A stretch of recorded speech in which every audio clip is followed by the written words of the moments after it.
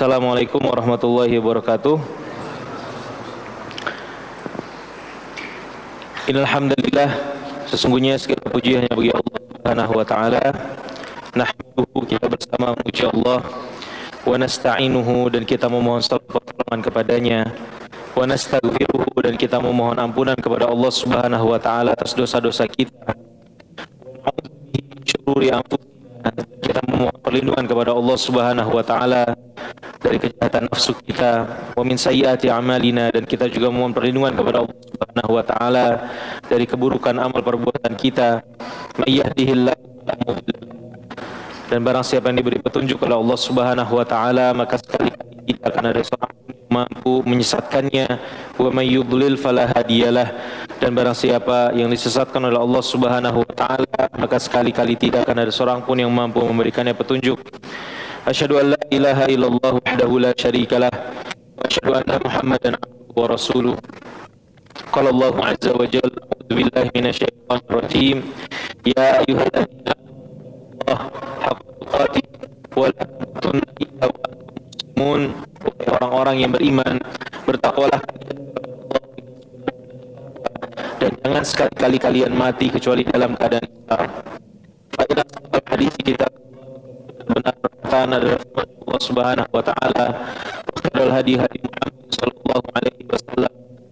Baik petunjuk adalah petunjuk Muhammad sallallahu alaihi wasallam.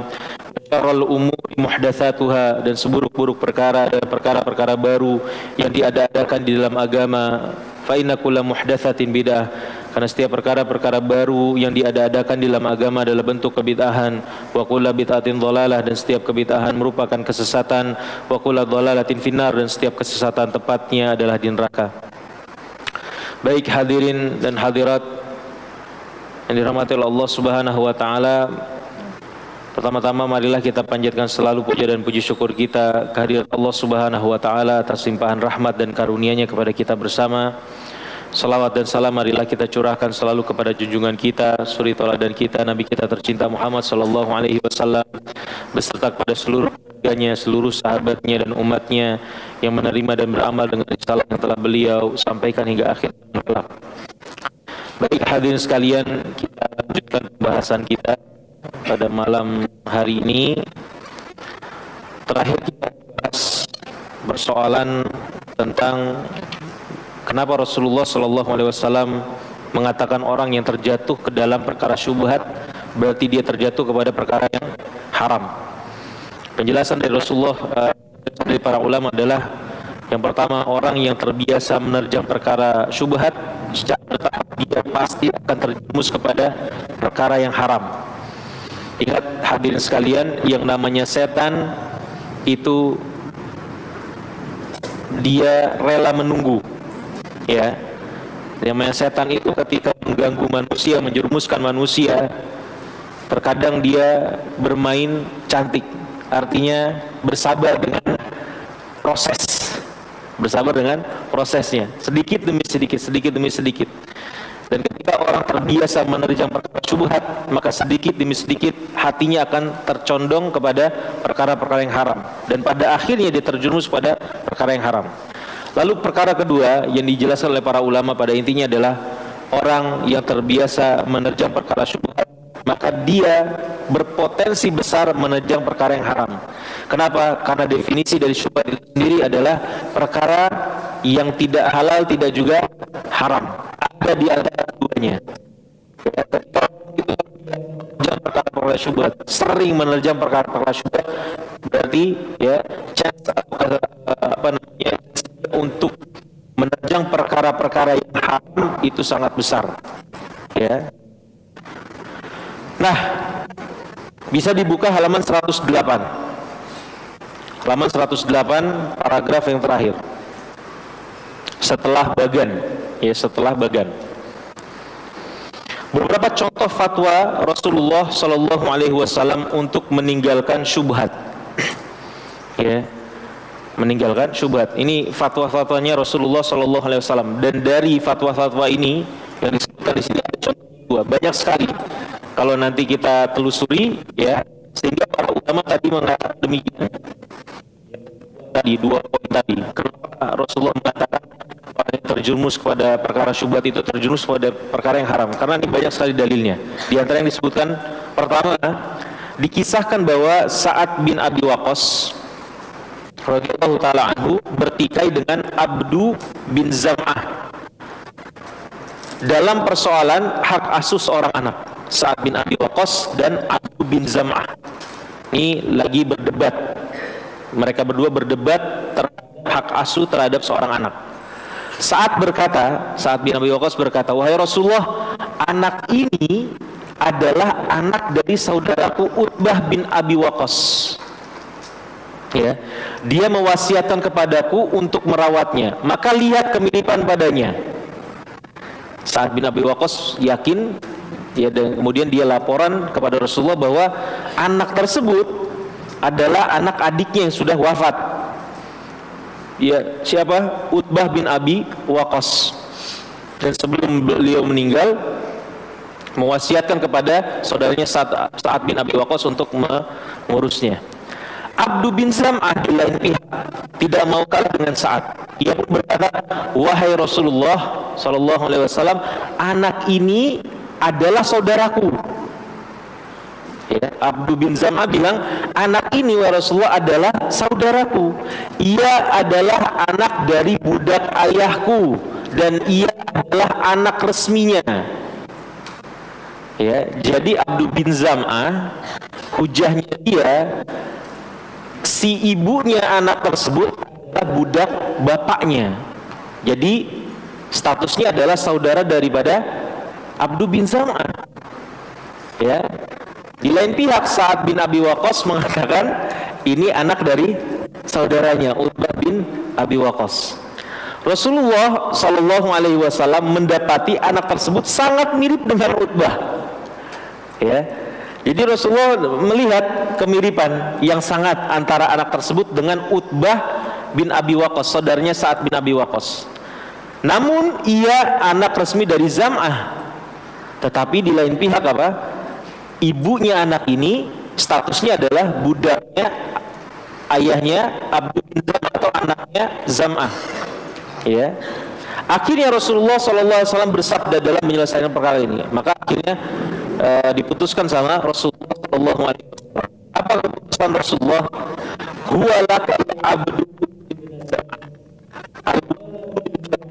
walil ahiri al-hajar wahtajibi minhu ya Saudah binta Zam'ah.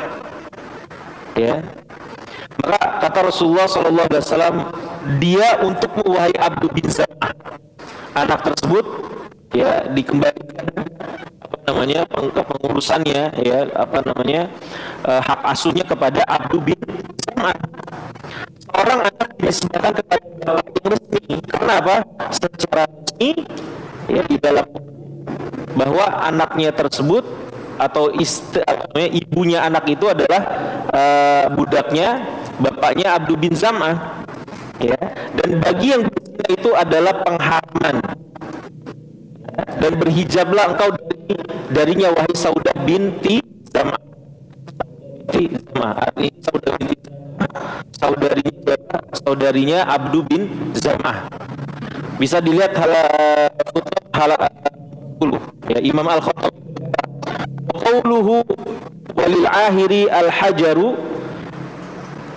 yahsibu aktsarun nas anna ma'na al-hajar huna ar-rajam bil hijarah wa laysa al-amru kadzalik li'annahu laysa kullu zanin yurjamu wa innama yurjamu ba'du zunati wa huwa al-muhsan wa ma'na al-hajari huna al-hirmanu wal khaybah. Adapun sabda beliau, dan bagi orang yang berzina adalah al-hajaru, kebanyakan orang memaknakan al-hajaru di sini dengan rajam dengan batu. Maknanya bukanlah demikian, karena tidak semua yang berzina itu dirajam, akan tetapi yang dirajam itu hanya sebagian orang yang berzina saja, yaitu yang muhsan. Makna al-hajaru di sini adalah pengharaman dan kerugian. Ya, pengharaman dan kerugian. Di dalam hadis ini Rasulullah SAW memerintahkan Saudah untuk berhijab dari anak tersebut, padahal dari segi nasab anak tersebut adalah saudarinya. Ya, dari segi nasab saudarinya ditentukan sama Rasulullah. Rasulullah SAW mendapati syubhat dalam perkara ini karena melihat kemiripan wajah anak tersebut dengan Utbah. Ya, Rasulullah menyadarinya, ini anak secara statusnya dia anak dari Zam'ah, tetapi mirip dengan Utbah, mirip sekali dengan Utbah. Dulu belum ada tes DNA, ya. Oleh karenanya Rasulullah SAW memerintahkan saudara Zam'ah untuk berhijab darinya, meskipun anak tersebut dinisbahkan kepada ayahnya. Ya, oleh karenanya Saudah pun berhijab dari anak tersebut. Ini merupakan contoh Rasulullah SAW menghadapi perkara syubhat dengan menjauhinya. Ya. Dan perkara seperti ini hadirin sekalian tidak luput dari para sahabat. Sahabat itu manusia biasa. Kadang terjadi dosa di antara mereka. Ada tidak riwayat sahabat yang di zaman Rasulullah SAW orang yang berzina? Ada tidak? Ada tidak? Sahabat-sahabat di antara para sahabat Rasulullah ada tidak? Ada. Contohnya kisahnya Ma'iz. Contohnya wanita Ghamidiyah, ya kan? Tahu wanita Ghamidiyah, Pak? Yang masyhur sekali.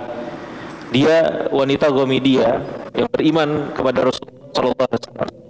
Wanita ini datang kepada Rasulullah. Ya.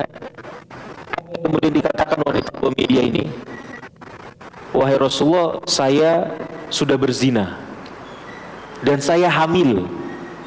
Ya, kata wanita tersebut kepada Rasulullah. Maka kemudian Rasulullah SAW suruh ngecek ini wanita terganggu tidak jiwanya, ya, artinya berakal lurus atau tidak. Ditanyakan seperti itu. Wahai Rasulullah, saya hamil nih, hasil perzinahan. Tolong rajam saya. Minta dirajam. Karena hukum di dalam Islam buat pezina yang sudah menikah apa, Pak? Dirajam. Yang belum menikah diapakan? Ya, dicambuk dan kemudian diasingkan, kan seperti itu. Maka wanita ini datang kepada Rasulullah mengaku berzina. Ya, mengaku berzina. Kemudian hamil. Minta dirajam.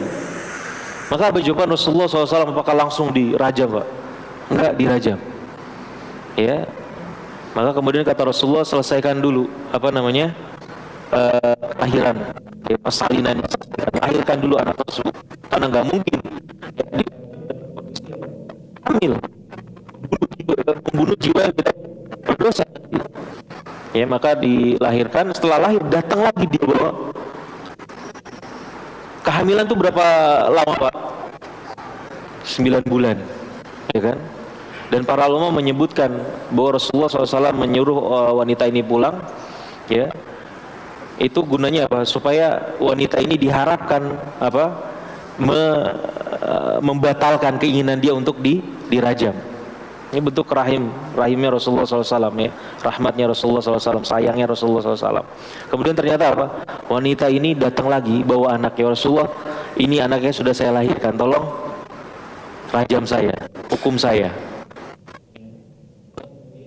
Itu Rasulullah, susui dulu. Itu berapa tahun? 2 tahun. Susui dulu. Dan ini ulama membahas diri sekali.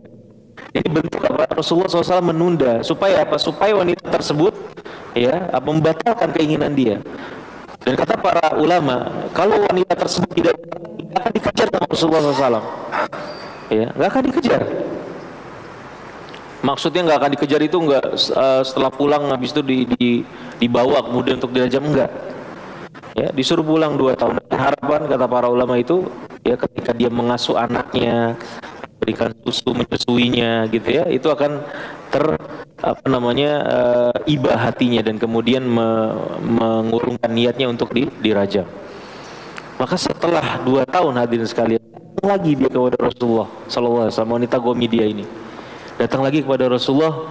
Kemudian apa? Kemudian membawa anaknya dengan sepotong roti. Wahai Rasulullah, ini anak sudah bisa makan sendiri. Ini lihat, dikasih makan. Roti tersebut dimakan sama anaknya. Artinya apa? Sudah bisa makan tanpa ada susu dari dia. Minta dirajam lagi. Ya. Dan akhirnya dipanggil wali-walinya, keluarga daripada wanita tersebut. Akhirnya dirajam sama Rasulullah SAW.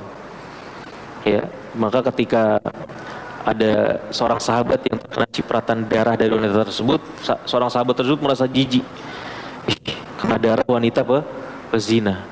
Maka Rasulullah SAW langsung bilang, sungguh dia sudah bertaubat.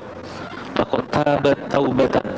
Ya, sungguh dia sudah bertaubat sebuah yang pahalanya kepada seluruh penghuni Madinah akan mencukupi mereka. Ya, akan mencukupi mereka. Dahsyat taubatnya itu. Ya, dan banyak sahabat-sahabat Rasulullah SAW, mereka manusia biasa. Ya, Ka'ab bin Malik misalnya, mangkir dari perang Tabuk, berdosa saat itu, tapi dia gentle, dan kemudian dia mengakui kesalahannya hingga dihukum sama Rasulullah, diboikot selama kurang lebih 40 sampai 50 hari. Kemudian apa yang terjadi? Allah Subhanahu wa taala turunkan ayat yang kemudian mengemukakan tentang penerimaan taubatnya Ka'ab bin Malik. Allah Subhanahu wa taala. Seperti itu. Ini bisa saja terjadi, ya. Dan kemudian contoh kasus kedua, halaman 110. Suatu hari ada seorang bertanya kepada Rasulullah SAW tentang hewan buruannya. Ia mengadukan bahwa ia telah melepas anjing buruan dengan membaca bismillah, dan anjing buruannya berhasil menangkap hewan buruan. Namun ia dapati ternyata di sisi hewan buruan tersebut ada anjing lain selain anjing buruannya. Mendengar ini, Rasulullah SAW menjawab, ya, la ta'kul fa innaka innama samaita ala kalbika wa lam tusammi ala akhar. Ya, janganlah kamu memakannya, sesungguhnya engkau mengucapkan bismillah hanya untuk anjingmu dan bukan untuk anjing yang lain. Anjing yang lain, ya.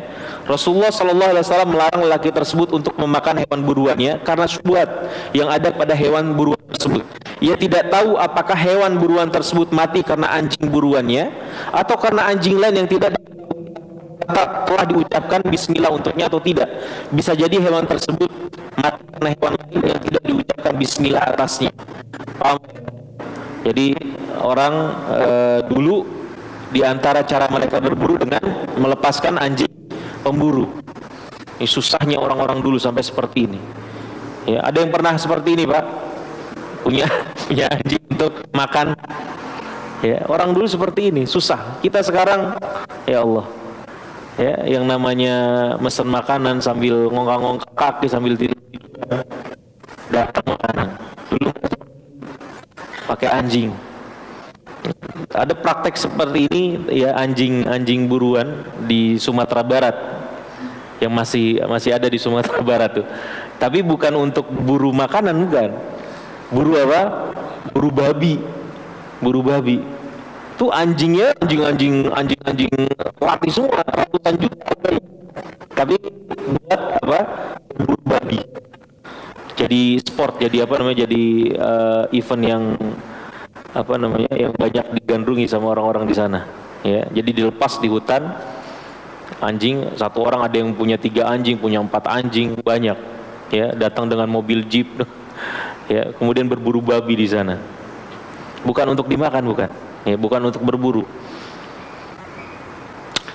Kemudian di akhir hadis ke-6 ini Rasulullah SAW menutupnya dengan pembahasan tentang qalbu.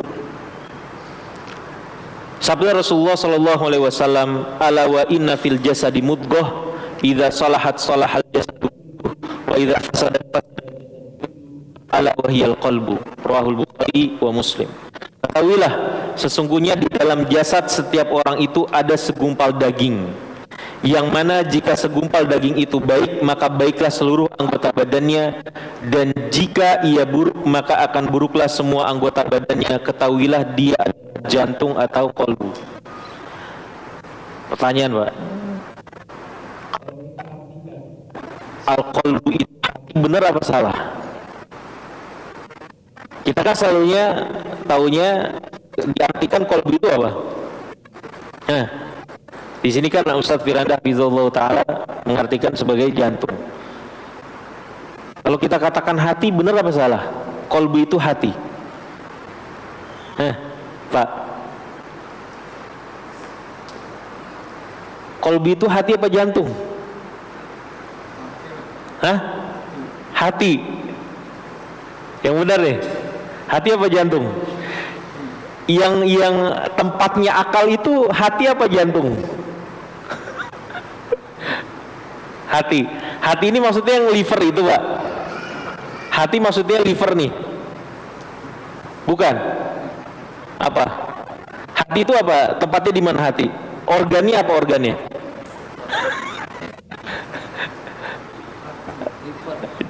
Liver.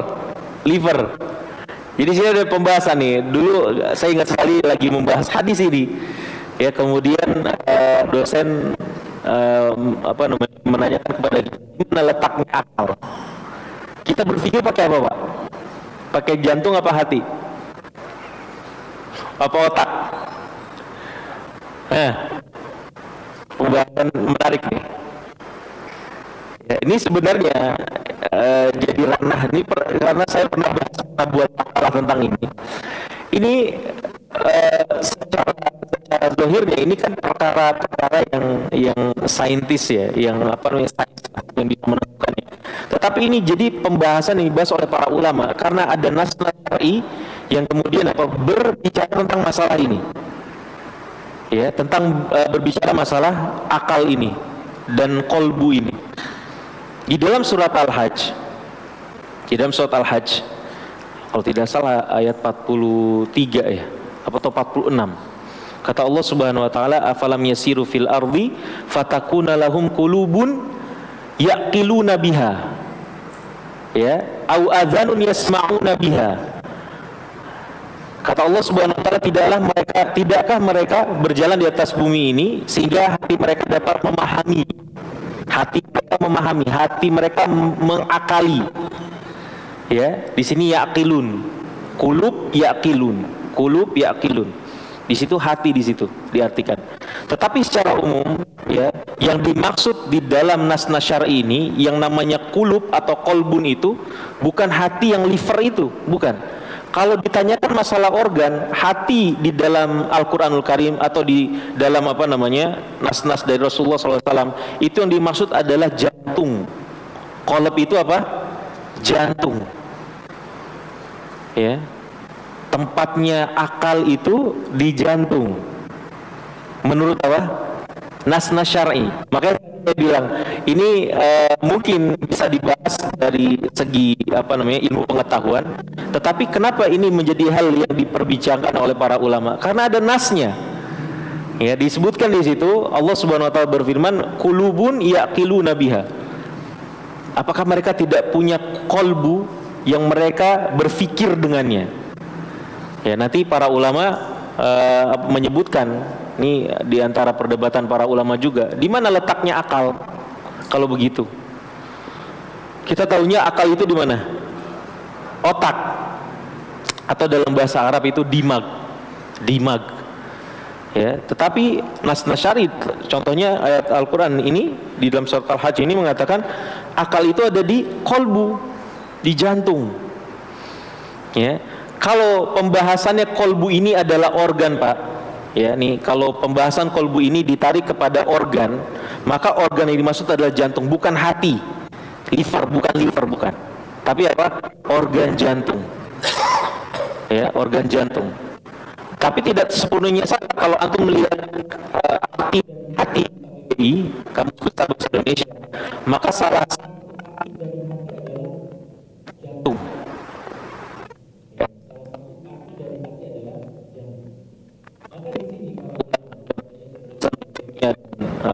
Akhirin contohnya yang pernah saya baca adalah Syekh Ibnu Utsaimin. Mereka mengatakan bahwa yang namanya akal itu di jantung tempatnya, bukan di otak.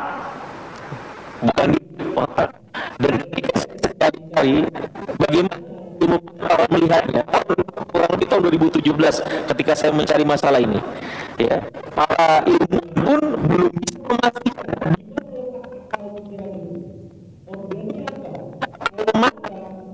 mata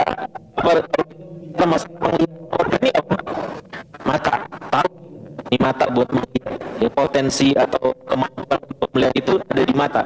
Kalau masalah pendengaran, di mana pendengaran? Di telinga, ya kan? Kalau kita mau mendengar berarti. Nah, kalau tepatnya organnya apa? Nah, di situ para ilmuwan belum bisa memastikan. Ya, sebagian dari mereka mengatakan ada. Mereka bisa memastikan secara pasti letaknya akal pikiran tersebut. Nah, salah satunya yang mengemuka dari pendapat-pendapat mereka adalah jantung, salah satunya. Ya, jantung. Jadi maksud saya sampaikan ini, hadirin sekalian, ketika nanti kita dapatkan nas-nas syar'i tentang permasalahan kolbu, maka kalau berbicara masalah organ, itu adalah organ jantung. Ya, bukan hati, liver itu, bukan. Ya, dan kalau berbicara masalah gimana akal, nanti para ulama memang sebagian dari mereka, contohnya ada riwayat dari Imam Ahmad, akal itu tempatnya di mana? Di otak, di mag. Tapi ada riwayat dari beliau dan para sahabatnya juga mengatakan hati itu, ya, atau namanya akal itu, dasarnya, tempatnya, akarnya adalah di jantung. Dan kemudian ketika prosesnya juga nanti sampai kepada otak juga di situ. Ini berbicara masalah organnya. Ya, al-muhim seperti itu. Yang penting ketika berbicara masalah kolbu di dalam nas-nas syar'i itu, artinya kalau berbicara masalah organ adalah jantung, ya Pak, ya, bukan hati. Ya, ketika kita artikan hati pun itu maksudnya hati adalah jantung, karena di kamus besar juga hati juga diartikan sebagai jantung di dalam bahasa Indonesia. Kalau bahasa Inggris yang namanya kolbu itu diartikan sebagai heart, jantung. Enggak, kalau namanya hati yang ada di bagian kanan kita ini, di bawah paru-paru kanan, itu namanya liver kan, bukan jantung. Seperti itu. Baik, halaman 110. Di dalam sabda beliau ini, Rasulullah sallallahu alaihi wasallam, ya, terdapat dua faedah. Yang pertama, jika kita ingin meninggalkan syubhat, ya, maka hendaknya kita memperbaiki kolbu kita. Jadi ketika kita kan perkara syubhat dengan kolbu, bahkan ketika bahas ini, ya, di catatan saya di mana, di kitab Al-Arba'in An-Nawawiyah, ya, salah seorang dosen mengatakan ini diantara yang paling penting dari hadis yang kita sedang bahas tentang perkara hati, kaitannya antara syubhat dan hati, karena nanti konsekuensi dari perkara syubhat akan mempengaruhi hati kita, sementara hati adalah raja di dalam diri kita yang akan, ya, kebaikan atau keburukan segala tindak tanduk kita.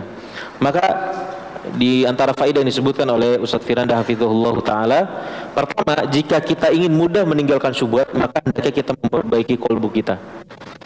Ya, kalau mau mudah meninggalkan syubhat, maka perhatikan hati kita, kualitas hati kita. Ya, kualitas hati kita, kolbu kita. Ya. Cara memperbaikinya adalah dengan memenuhi kalbu kita dengan keimanan dan ketakwaan. Hal ini dikarenakan mudah dan tidaknya meninggalkan syubhat berkaitan dengan syahwat yang berada di dalam kalbu. Seakan-akan Rasulullah SAW memerintahkan kita untuk memperbaiki kalbu kita, anggota tubuh yang lainnya ikut baik. Ya. Namun jika kita tidak memperbaiki kalbu kita, maka kita akan mudah menerjang perkara syubhat. Atau hadirin sekalian, ketika berbicara masalah kalbu, kita artikan kalbu saja. Ya, sebagaimana Ustaz Firanda hafizahullah ta'ala. Kedua, di dalam hadis ini seakan-akan Rasulullah SAW memberi isyarat bahwasanya orang yang sering meninggalkan syubhat, maka hal ini akan berpengaruh terhadap kebersihan kalbunya. Orang yang ketika, ya, dia punya potensi untuk menerjang perkara syubhat, kemudian dia meninggalkannya, itu akan membersihkan hati dia. Ya. Nah, sedikit kita tambahkan hadirin sekalian tentang permasalahan kalbu ini, ya, karena perkara syubhat ini perkara yang sangat rumit, ya, terutama ketika urusannya adalah meninggalkannya, ya, apalagi realita kita sekarang di zaman kita banyak sekali pintu-pintu syubhat terbuka, terutama dalam urusan ma'isyah, urusan apa? Perekonomian, urusan potensi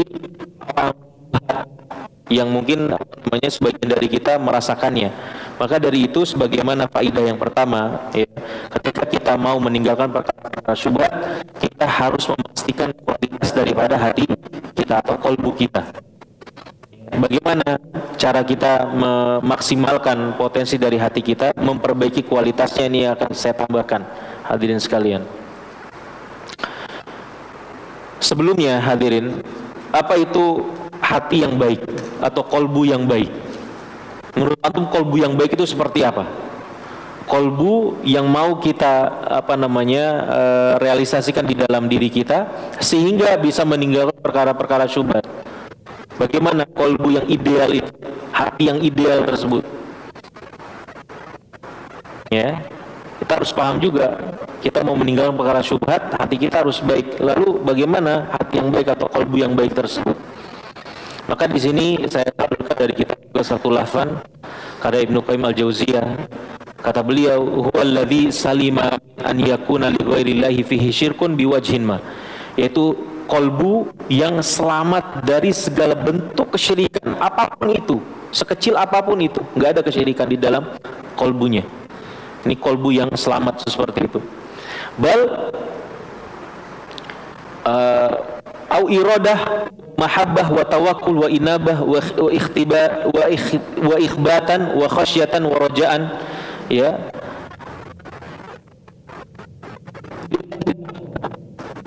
Dan kemudian sifat daripada hati yang selamat ini adalah hati yang irodahnya, mahabbahnya, rasa cinta di dalam hatinya, tawakalnya, kemudian inabahnya, pertaubatannya, rasa takutnya, rasa harapnya, semuanya hanya untuk Allah Subhanahu wa taala semata.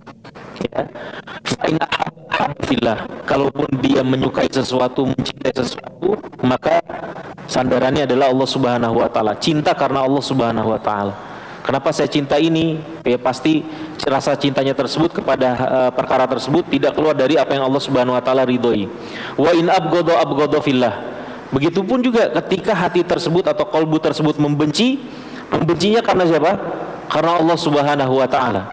Wa in a'ta lillah. Kalau dia memberi karena Allah Subhanahu wa taala. Wa in mana'a lillah. Dan kemudian ketika dia tidak memberi, maka itu alasannya karena Allah Subhanahu wa taala. Seperti itu. Jadi kolbu yang salim, kolbu yang baik, kolbu yang ideal yang kita harapkan bisa menjadi bagian dari diri kita, yang dengannya kita terhindar dari perkara-perkara syubhat yang seperti ini sifatnya. Ya, terhindar dari kesyirikan. Ya, segala bentuk amalannya itu untuk Allah Subhanahu wa taala, ketika dia bersabar karena Allah, ketika tawakal itu karena Allah Subhanahu wa taala, ya, ketika dia mencinta karena Allah, ketika dia membenci karena Allah, semuanya karena Allah Subhanahu wa taala. Ini yang salim. Nah, bagaimana kita bisa mendapatkan kolbu yang baik seperti ini? Ya. Dan perkara kolbu ini hadirin sekalian, jangankan kita, Rasulullah SAW sepanjang hayatnya pun sangat memperhatikan kualitas kolbu. Ya, kualitas kolbunya beliau. Betapa banyak hadirin sekalian Rasulullah SAW itu yang sampai kepada kita meminta kolbu baik, kolbu yang Subhanahu wa taala. Contoh misalnya antara doanya Rasulullah SAW yang berkaitan dengan kolbu ini, ya, kata Rasulullah SAW, Allahumma ja'al fi qalbi nuran. Ya, ini doa di antara redaksi doa apa ini, Pak? Allahumma ja'al fi qalbi nuran, itu apa? Pergi ke masjid. Ya kan? Dan ini salah satu doanya Rasulullah. Ya Allah, jadikanlah di dalam qalbuku cahaya. Ya, terang hatinya. Ya. Dan kemudian doa lainnya dari Rasulullah SAW, Allahumma inni a'udzubika min qalbin la yakhsha. Rasulullah meminta kepada Allah Subhanahu wa taala berlindung dari apa? Dari kolbu yang tidak khusyuk pada Allah Subhanahu wa taala. Ya, dan kemudian juga Rasulullah sallallahu alaihi wasallam sering kali berdoa, ya muqallibal qulub tsabit qalbi ala dinik. Wahai zat yang maha membolak-balikan hati, tetapkanlah hati kami di atas agamamu. Ya, ini hadis-hadis sahih semua. Doa-doanya Rasulullah sallallahu alaihi wasallam. Maka kalau Rasulullah sallallahu alaihi wasallam yang kualitas ketakwaannya demikian, yang kualitas ibadahnya luar biasa, meminta sama Allah Subhanahu wa taala kebaikan kolbunya, kualitas baik dari kolbunya, apalagi kita hadirin sekalian. Maka kita lebih daripada itu membutuhkan hajah, ya, berdoa kepada Allah Subhanahu wa taala untuk meminta benar-benar kolbu yang baik. apalagi kalau realita kita sekarang, ya banyak sekali perkara-perkara syubhat yang kita telan, perkara-perkara syahwat yang tidak berujung yang kita terus lakukan sampai sekarang, yang merusak kualitas kalbu kita. Kita butuh, ya kita butuh berdoa kepada Allah Subhanahu wa Ta'ala. Maka kita tambahkan apakah kita kalbu, dan ini saya sadu dari beberapa sumber, ya diantaranya satu lafaz. Yang pertama, yang paling utama adalah ad-du'a ilallahi subhanahu wa ta'ala. Yang paling pertama adalah kita banyak-banyak berdoa sebagaimana Rasulullah berdoa tadi. Banyak-banyak berdoa kepada Allah Subhanahu wa ta'ala. Ya. Di antaranya doa yang kemudian Rasulullah SAW pernah baca sering, Allahumma inni as'aluka qalban saliman. Ya Allah, aku meminta kepadamu kalbu yang salim, kalbu yang selamat, kalbu yang baik. Ya. Dan kemudian yang paling sering Rasulullah SAW doakan adalah ya muqallibal qulub sabit qalbi ala dini. Wahai zat yang maha membolak-balikkan kalbu, ya tetapkanlah kalbuku di atas agamamu. Maka kata Ibnu Rajab, ya kata Ibnu Rajab, Ibnu Abbas pernah berkata di dalam firman Allah Subhanahu wa taala, wa'lamu annallaha yahulu bainal mar'i wa qalbihi. Kata Ibnu Abbas, qala yahulu bainal mu'min wa bainal ma'siyah allati tajruhu ilan nar. Allah Subhanahu wa taala itu menghalangi kalbunya mukmin dari maksiatan. Ya, orang maksiatan dipalingkan oleh Allah Subhanahu wa taala maksiatan yang akan membawa kepada neraka. Ya. Kemudian kata Hasan, ma'asi, orang-orang yang ahli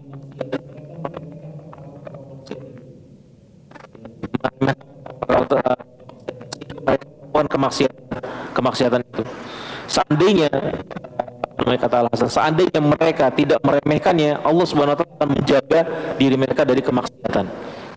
Ya, maka ini penting sekali hadirin sekalian, jangan suka meremehkan maksiat sekecil apapun. Ya, ketika kita sudah meremehkan maksiat, dosa-dosa kecil kemudian kita remehkan, itu yang akan membuat kita terjerumus kepada perkara-perkara maksiat itu sendiri. Ya, maka jangan sampai. Makanya kata kata Anas bin Malik, ya hadirin sekalian, dia pernah mengkritisi orang-orang generasi setelah sahabat Rasulullah SAW. Tindak tanduknya generasi tabi'in, ya generasi tabi'in ini, ya setelah Rasulullah SAW, kalian ini beramal dengan amalan-amalan, ya yang kalian anggap lebih remeh daripada halayan rambut. Adaku minasyari, menganggap perkara-perkara yang kalian lakukan itu lebih remeh daripada sehelai rambut. Padahal kami kunna na'uduha fi zamanin mubiqat. Padahal dulu kami, ya Rasulullah SAW menganggap perkara yang membinasakan, ya perkara yang membinasakan. Para sahabat Rasulullah SAW orang yang sangat hati-hati. Jangan perkara dosa hadirin, perkara-perkara mubah saja mereka tuh sangat berhati-hati. Makanya Umar bin Khattab pernah bilang, ya, kami biasa meninggalkan 9 dari 10 perkara-perkara yang mubah karena kami takut akan menyampaikannya kepada perkara yang haram. Ya, boleh saja hukum sampai seperti itu. Ya, maka kita mau Allah Subhanahu wa taala, yang pertama adalah ya, benar-benar berdoa kepada Allah.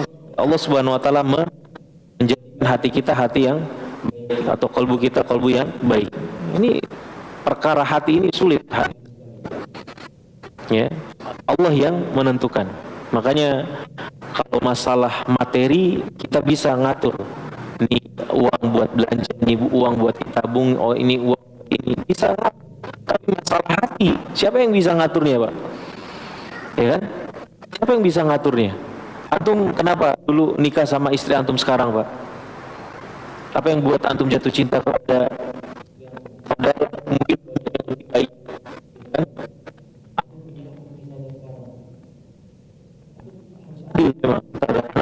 Tetapi masalah hati antum lebih itu bisa diatur, Pak.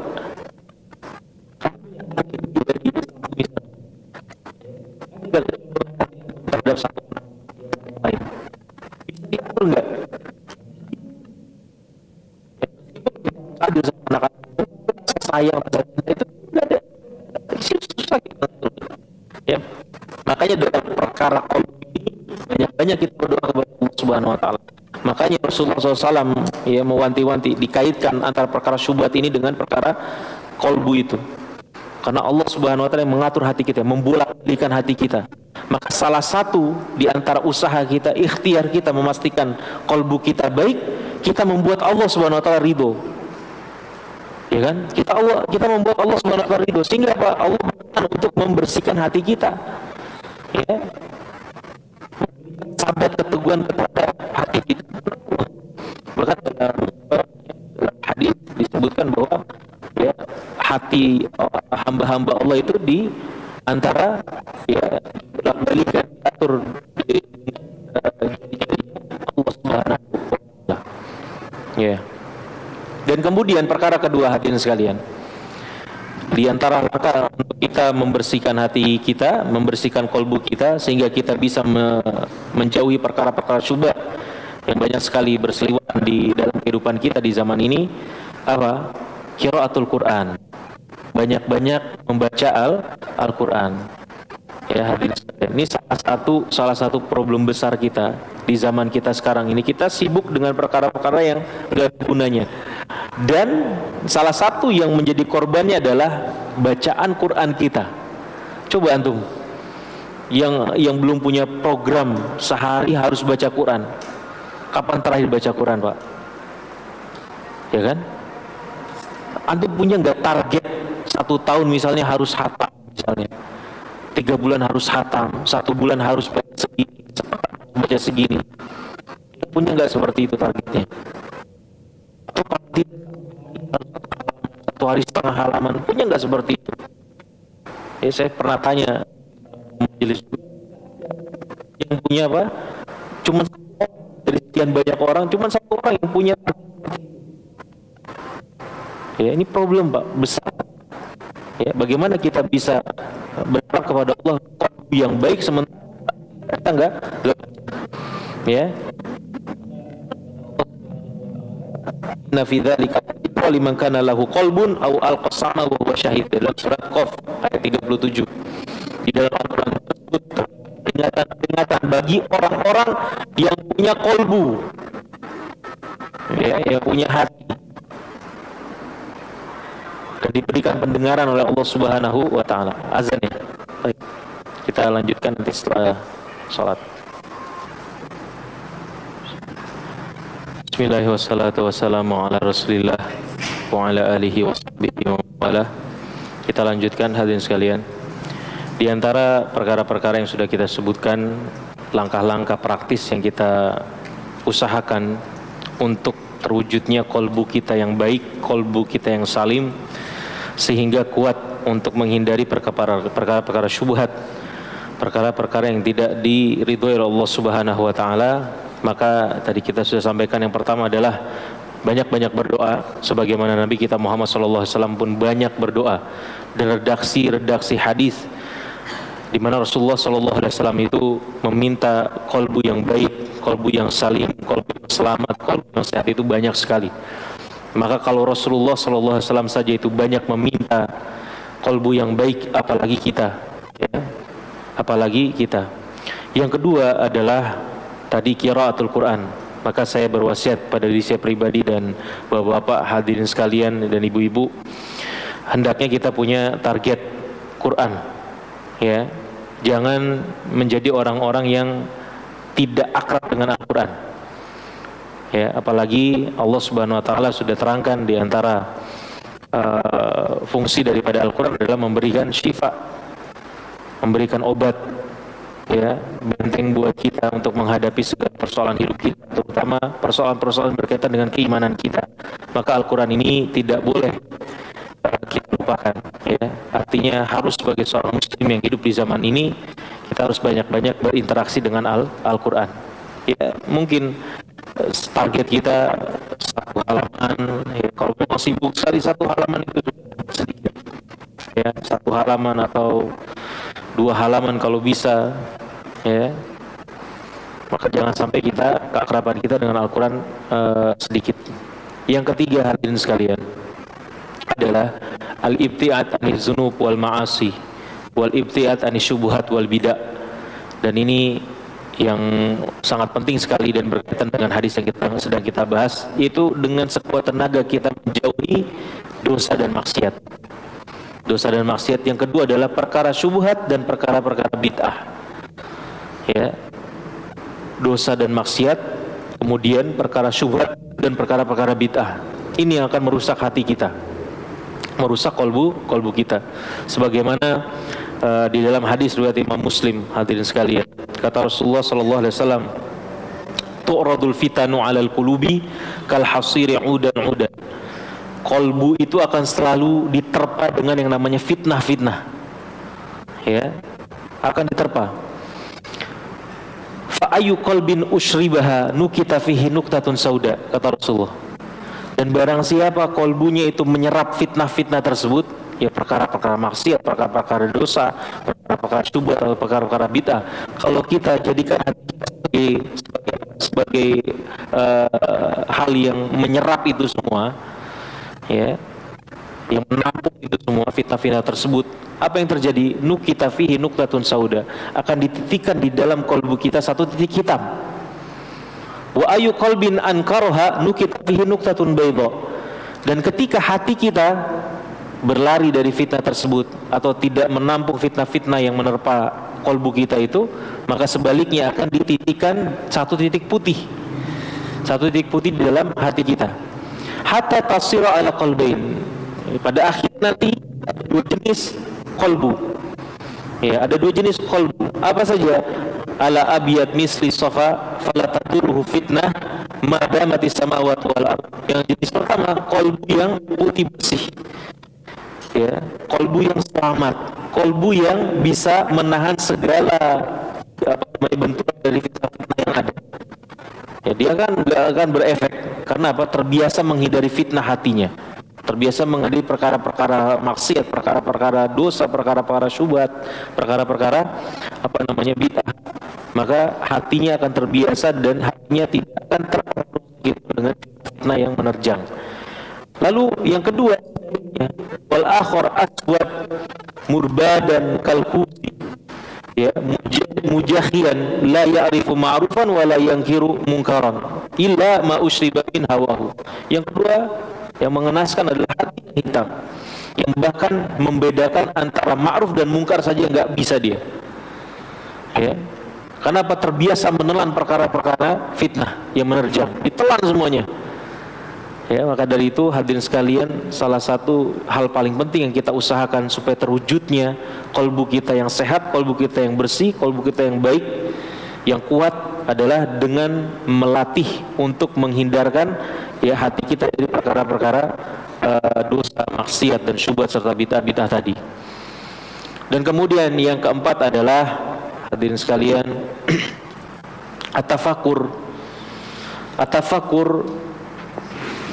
fil maut wal akhirah. Kita banyak-banyak berpikir, kita banyak-banyak merenung tentang akhir hidup kita, ya, tentang akhirat kita, bahwa ujungnya pada akhirnya kita akan mati, kita akan dikubur. Apa yang sedang kita usahakan, apa yang kita nikmati di dunia, baik halal atau haramnya, maka semuanya akan berakhir. Maka banyak-banyak mengingat kematian, banyak-banyak mengingat ujung dari akhir hayat kita. Ya, maka ini sangat berarti. Makanya Rasulullah sallallahu alaihi wasallam pernah bersabda, kuntu nahaitukum an ziyaratil kubur ala fazuruha fa innaha tudzakirukum al akhirah. Rasulullah bilang, ya, dulu aku pernah melarang kalian di awal-awal keislaman, ketika tauhid itu belum masuk kepada hati daripada kaum muslimin, dilarang berziarah kubur.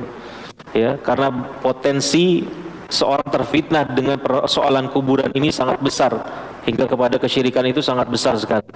Bahkan kalau kita membaca sejarahnya kaumnya Nabi Nuh, mereka terfitnah dengan ya orang-orang saleh yang sudah wafat dan seterusnya. Maka ketika Islam sudah agung, Islam sudah menang, diberikan kemudahan oleh Allah Subhanahu wa taala, maka Rasulullah mengatakan berziarah kuburlah kalian. Kenapa? Karena akan mengingatkan kalian tentang akhirat, mengingatkan kalian tentang kematian. Ya. Penting sekali, banyak-banyak kita bertafakur tentang akhir hayat kita nanti. Apa yang ketika kita sudah, selalu posisikan diri kita, teman-teman sekalian, seandainya Allah mematikan kita sekarang, mewafatkan kita sekarang, kira-kira kita akan lebih yakin kita akan menjalani kehidupan yang baik-baik saja, kehidupan yang sejahtera, atau kehidupan yang akan menyusahkan diri kita selama-lamanya. Selalu posisikan seperti itu. Makanya orang yang berakal sehat adalah orang yang bisa berpikir sampai ke sana. Ya. Dan kemudian yang kelima, al-iktsar min dzikrillah. Ya. Kenapa kata Allah Subhanahu wa taala dalam surat Ar-Ra'd ya, ayat 28, kata Allah Subhanahu wa taala, alladzina amanu wa tatma'innu qulubuhum bi dzikrillah. Ya, salah satu kunci daripada hati atau qalbu yang baik adalah berzikir kepada Allah Subhanahu wa taala. Yaitu orang-orang beriman yang hati mereka tenang dengan zikir kepada Allah Subhanahu wa taala. Ala bi dzikrillah tatmainnul qulub. Ya, dan hanya dengan berzikir kepada Allah hati merasa tenang. Ya, qalbu merasa tenang. Berzikir kepada Allah Subhanahu wa taala. Zikir itu dibuat mudah ya oleh Allah Subhanahu wa taala. Kapanpun kita punya kemauan, asal kita ingat terus, kita bisa berzikir dimanapun kita berada. Ya, subhanallah. Makanya kata Rasulullah SAW, ya, Rasulullah paling tidak sehari itu beristighfar kepada Allah Subhanahu wa taala berapa kali? 70 kali. 70 marrah. Astagfirullah. Kita memohon ampun kepada Allah Subhanahu wa taala. Ada kejadian kita menyebut nama Allah Subhanahu wa taala, Masya Allah. Ya, alhamdulillah wa la ilaha illallah wallahu akbar. Bisa kita lakukan kapanpun. Asal apa? Asal kita sadar. Hati kita apa? Hati kita sadar, punya kemauan.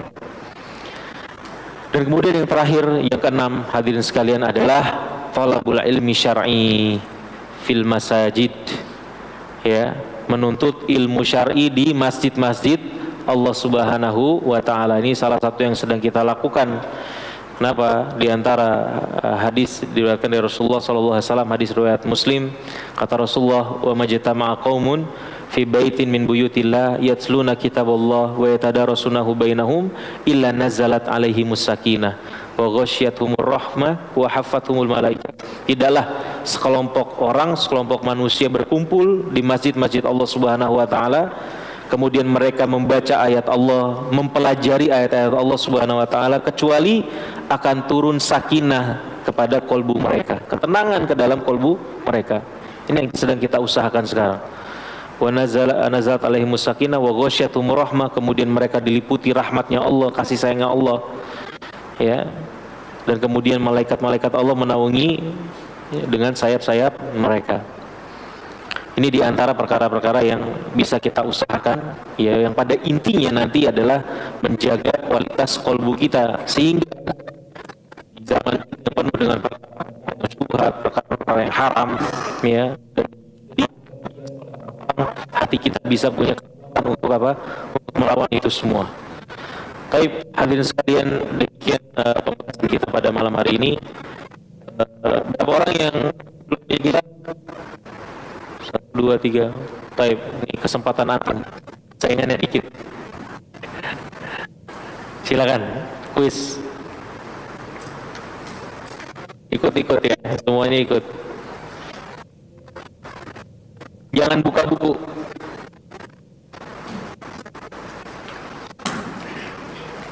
Soalnya gampang.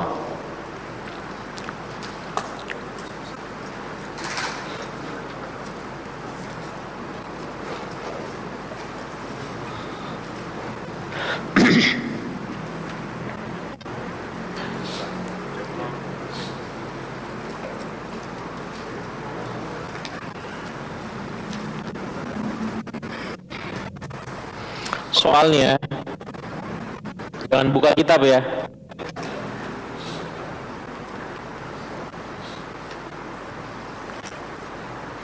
Insyaallah, Erik.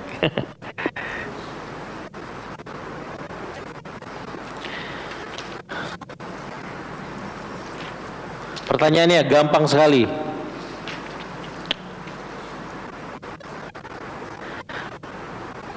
Mengapa Rasulullah SAW mengatakan orang yang terjatuh di dalam perkara syubhat terjatuh dalam perkara yang haram. Penjelasan ulama ada dua. Ya. Orang yang terjatuh dalam perkara syubhat telah terjatuh pada perkara yang haram. Ada dua penjelasannya. Atau satu saja. Kenapa Rasulullah SAW mengatakan orang yang terjatuh dalam perkara syubhat itu terjatuh dalam perkara yang haram? Kalau kita yang sudah kita bahas kan, perkara syubhat itu tidak mutlak halal, tidak mutlak haram. Tapi Rasulullah mengatakan orang yang terjatuh pada syubhat itu terjatuh pada yang haram.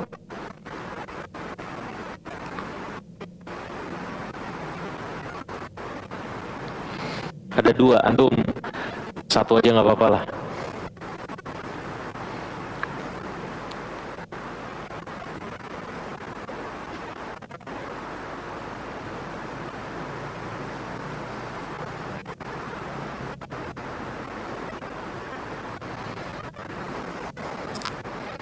Kalau ini yang belum punya kitab, kesempatan nih, dikit saingannya. Pekan lalu ada 67, banyak sekali.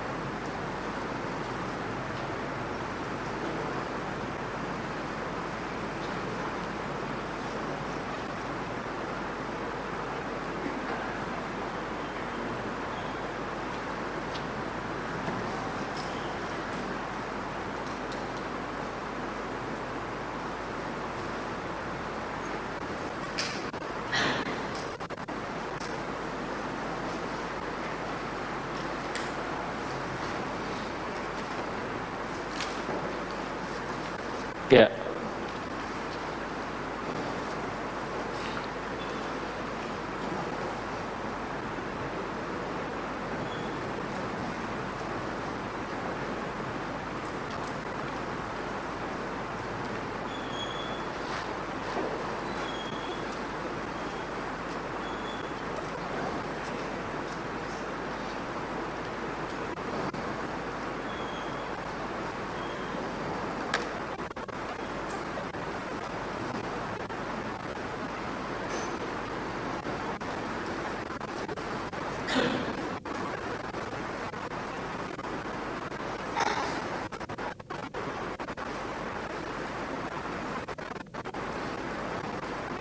Akhwatnya, Masya Allah. Iya Pak, ibunya udah selesai nih.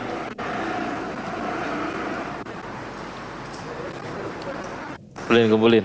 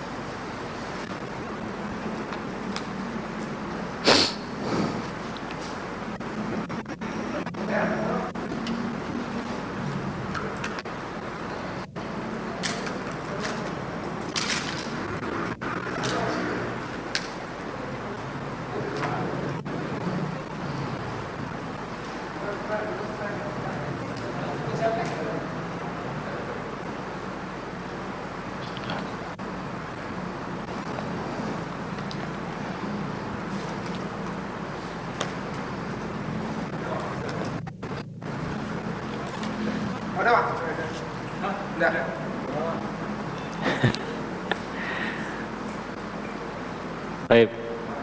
Ya.